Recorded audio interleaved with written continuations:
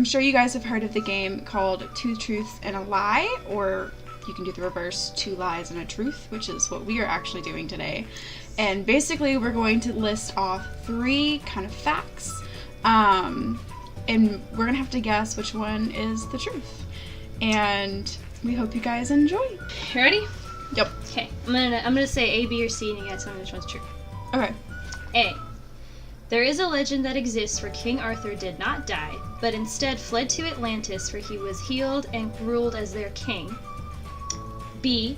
In Greek mythology, Hercules, demigod of strength and heroism, had a twin brother named Ophion, who ironically was the god of weakness and failure. Cleopatra had an affair with Roman Emperor Claudius before Julius Caesar. I'm like 97% certain that C is correct. No? No? Are you sure? Uh-huh. Am I sure? Am I the major who studied the history of ancient Rome for 3 years? Sure?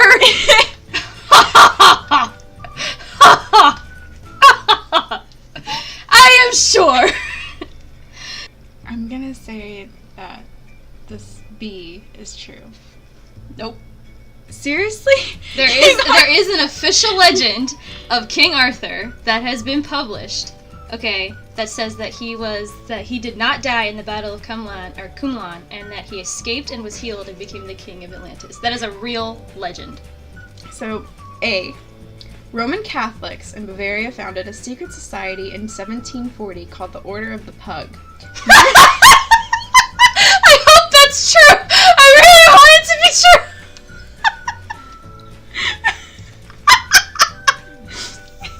I'm sorry!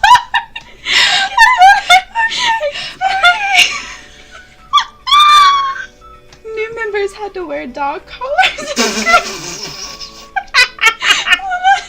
and scratch at the door to get in. Members also referred to themselves as mops. Mops? Mops. Oh, mobs. Mops. Oh, mops. Like a mop. Like a... Like- Oh. That's A, right? Yeah, that's A. Alright. B. There is a device called the pear of anguish. In medieval times, it would be pushed into an organ and used to spread. It would spread open and be used to violently tear that organ apart. Ew. That sounds believable. Medieval C. torture stuff was so fucked up. C. In the late 17th century, women were accused of witchcraft in the town called Salem. The witches were burned at the stake. Well, I know that the timeline for C is correct, but a lot of the witches were hung. Mm-hmm. So they weren't really burnt. So that can't be true. You're right. The Roman Catholic thing. And then what was the second one? The pear of The anguish. pear of anguish. That sounds true. I believe that's true. And then the other stuff is a lie. Are you sure? Yeah. You are incorrect. What the fuck? Not ancient Rome. Are you kidding me? There is a Roman Catholic. I'm so glad they're wrong. When I saw it, I was like, there's no way this has to be like fake. And I googled it, there's a Wikipedia page and everything. Oh my god. There was an Order of the Pug. But That's the pear of insane. anguish actually, like, it's an actual device, like it exists. Yeah. But there's no actual reference to it being used before the 17th century. Oh. A. In the Victorian era, photography was expensive. So much so that most people only ever had one photo of themselves taken. So in order to have a keepsake of their dead loved ones, people would pose the dead bodies for a picture and keep parts of their body to make jewelry and various items with them as keepsake items. B. In Arthurian legend, King Arthur pulls Excalibur out of the stone and is named King of England and marries Guinevere. Some say Excalibur is placed in a stone to this day but is lost to mankind. C. Jack Sparrow was a real pirate who did in fact find Aztec gold, but there was never a curse on the gold, and he was later killed by Captain Bartholomew Roberts. Okay. I really want to go with A, just because as a graphic design student, I've had to take a lot of art history, and I know for a fact that people pose dead bodies.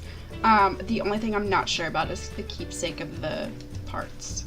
C, I don't feel like was true, just because Jack Sparrow. You're right, C is not true. Okay. Okay. You're right. Okay. So which one here? I'm gonna say B. Nope. You were Dang right. it! Are you serious? So, and I'll tell you why. So Excalibur is not the sword in the stone. It is a second sword. The first sword is Califwich. Calidifwich is a separate sword that actually breaks in his first battle, and then he has to go to the Lady in the Lake, and that's where he gets Excalibur. I knew I should have gone with A. I was so close too. I literally the only thing that threw me off was the body part. So there is one. There's stuff made from hair, because hair will keep growing after your body's dead. Mm-hmm. So like the hair, most people like knotted and braided, and they made brooches out of it, and then they would keep teeth, and they would make jewelry out of it, and bones, like other bones and stuff. Now now you can get someone's ashes like pressed into like jewelry. Yeah, I know that. And like make it a diamond of someone's ashes. I only know that because Chris Jenner wanted to do it on one of the episodes of Keeping Up with the Kardashians. Oh God! It's such a good show. But to be real, I think I might do that. That'd be cool because I love jewelry. Turn into the family heirloom. Yeah. Oh, where'd you get this, Grandma? Oh, it's your dad. It's your dad. A. Ancient Egyptian women loved to wear wigs. They were considered really high fashion and would even shave their heads to wear them. B. A woman named Catherine the Great was known for her sexual prowess. She had a high volume of lovers and actually died while attempting to have sex with a horse. C.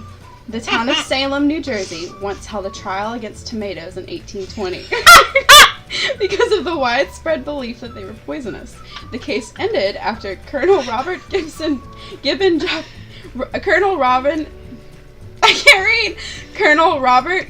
Johnson ate a basket of them whole without consequence. Wanting to shave their heads, high fashion, I don't think, because it was mainly for lice. So I don't think that that's the true one. Okay. Because I don't think they wanted to do it. I think they just did it because of lice. Mm-hmm. That'd be correct. Boom. I'm gonna get to that trial in a minute. So, the next one, so that's different because I know that next one is a actual thing that people believed and recorded about her, but I don't know if I would say that it's true. Oh my God. I feel like that tomato thing is true, and I really don't want it to be true. I really have. Who the fuck would hire a lawyer? Defend Bob the Tomato, please. Please defend him. Or no, prosecute him. He's poisonous. I'm gonna go the true one. The tomatoes. You're correct. Yes! That's actually really depressing, though. The fact that people were that stupid. Catherine the Great actually died at the age 67 in her bed from a stroke. Yeah. Okay, that's what I thought. Yeah. And then, of course, with the ancient Egyptians, like they had lice, so they had to shave their heads. Wigs were very easily disposable whenever they got infected. So yeah. Yep. All right. Well, good. That was a good one. I have a feeling like that's just gonna be a thing. Like the most ridiculous, silly sounding one is probably gonna be right. I researched hard. I know you did. A. Most of the Egyptians practiced a form of witchcraft that required the blood of whales from the Northern Ocean, which was costly and valued very high. B. Much like in Game of Thrones, some royally married couples would have an audience while consummating their marriage. William of Orange had his uncle King Charles II watch him, and Charles even cheered him on while having sex with his new wife. C. Pocahontas married John Rolfe and they had 2 daughters, and when Pocahontas died at age 65, she reportedly said she was always truly in love with John Smith. I can rule out A. Mm-hmm. I don't think that A is true. You're right. And I don't think that Pocahontas was ever in love with John Smith, because I read a while ago that she was really young when she met him, and he was like 28. And so at most their relationship would have been like, hey bam, it wouldn't have been like lovers or anything. So I don't think that. I mean, we all know what young love is like, right? It's pretty powerful. I'm gonna go with B as the truth. Very good. You're right. Yes! And key fact, Pocahontas actually died at 22. She did not live to be... That's true. I forgot about that. She died super young. Yeah, They did have 2 daughters, though. I think they might have had more. Yeah. No, I think they only had 2. Well, I know she marries John Rolfe because they go to England. Yep.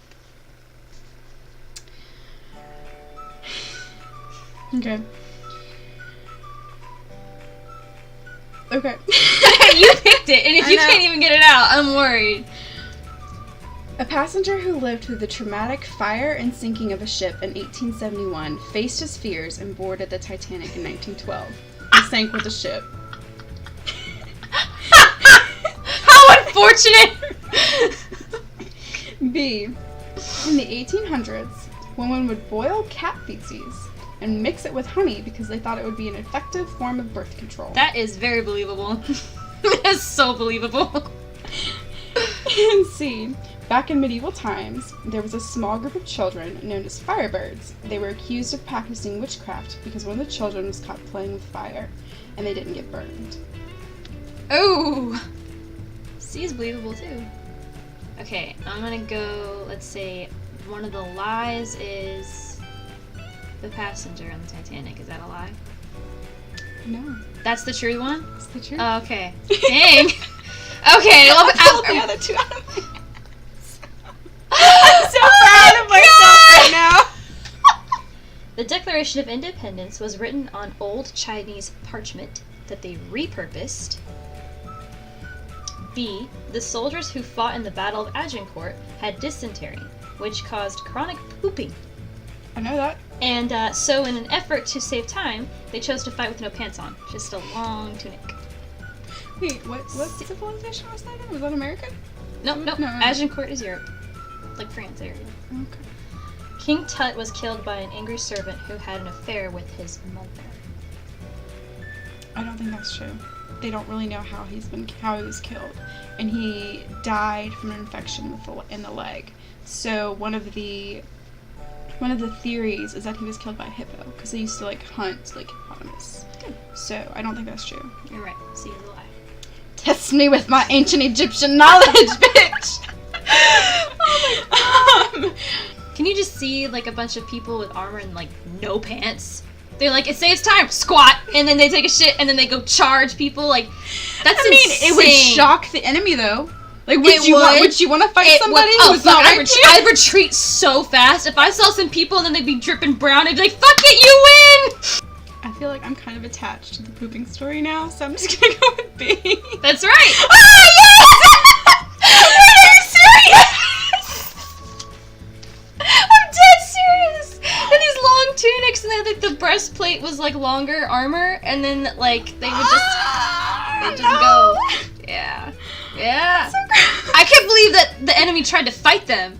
I'd be done. I would have been, see ya, bye. Oh, I'm out, bye. Good, No, I'm done. Done. You can poop all over the place. I don't care. I don't want it. I don't want to step Keep in it. that. And then as soon as they would abandon the encampment, I'd set everything on fire. You don't want to set it all on that. fire. No. In ancient Rome, if men were caught in the act with another man, they would get their junk removed. Sorry. Second one. In the 16 through the 1700s, there was a craze that went around Europe where people would crush up mummies and eat them in hoping to cure themselves of various ailments. And the last one, King Tut was buried with an erection, as was common for most pharaohs. It is believed that some embalmers actually switched his junk out with a more impressive one. The mummy of Amenhotep was also found with an erection as well. What?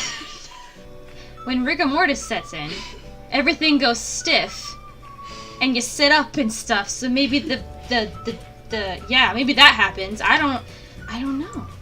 I'm gonna say them eating the mummy dust is the true, and the boner thing's a lie.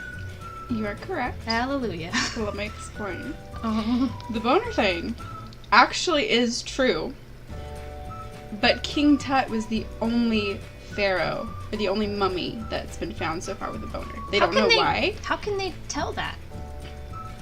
There's several, Huffington Post, they've done articles about this shit because they don't really know why, but he's the only pharaoh that's been found with a erection. Okay, well that was interesting. I hope you learned something today. I've learned a few new facts. I'm really proud of myself because I actually, schooled the scholar. I don't know which one of us, actually, fooled each other the most, but we'll figure it out. But it was great. It was fun. It was good. That's good. So yeah, hopefully you guys liked the video. If you want to see more, please definitely subscribe and leave a like down below, and comment, let us know what you think. We love to hear from you guys. Thank you guys so much for everything, and see you guys next time. Bye. Bye.